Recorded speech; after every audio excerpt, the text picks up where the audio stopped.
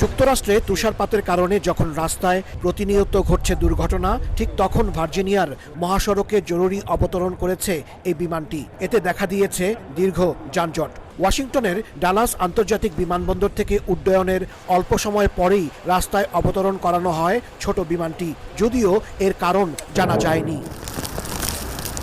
বিমানের অবতরণের ঘটনায় হতাহতের খবর না পাওয়া গেলেও তীব্র তুষারপাত ও তুষার ঝড়ের কারণে যুক্তরাষ্ট্রের বিভিন্ন অঙ্গরাজ্যে প্রতিনিয়ত বৃদ্ধি পাচ্ছে মৃতের সংখ্যা। সড়কে তুষার জমে পিচ্ছিল হয়ে পড়ায় দুর্ঘটনার কবলে পড়ছে যানবাহন। তীব্র শীত ও তুষারপাতে সবচেয়ে বেশি প্রাণহানি হয়েছে টেনেসিতে। এর পরের অবস্থানে আছে অরেগন, ইলিনয়, পেনসিলভেনিয়া। আরও কয়েকটি অঙ্গরাজ্যে হতাহতের খবর পাওয়া গেছে। এখনও বিদ্যুৎ বিচ্ছিন্ন আছে বহু ঘরবাড়ি।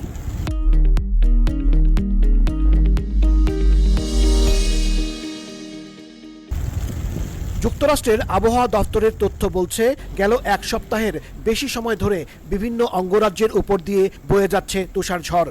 অনেক জায়গায় কয়েক ফিট পর্যন্ত তুষারের স্তূপ জমেছে। এতে স্থবির হয়ে পড়েছে জনজীবন। তুষারপাত ও তুষার ঝড়ের কারণে উত্তর পশ্চিমাঞ্চলীয় অঙ্গরাজ্যগুলোতে বিমান চলাচল ব্যাহত হচ্ছে। প্রতিদিনই বিলম্ব বা বাতিল হচ্ছে শত শত ফ্লাইট। বৈরী আবহাওয়ার কারণে আগামী কয়েকদিন বিমান চলাচল ব্যাহত হতে পারে বলে জানিয়েছে কর্তৃপক্ষ। হাসানুজ্জামান সাকি, সময় সংবাদ, যুক্তরাষ্ট্র।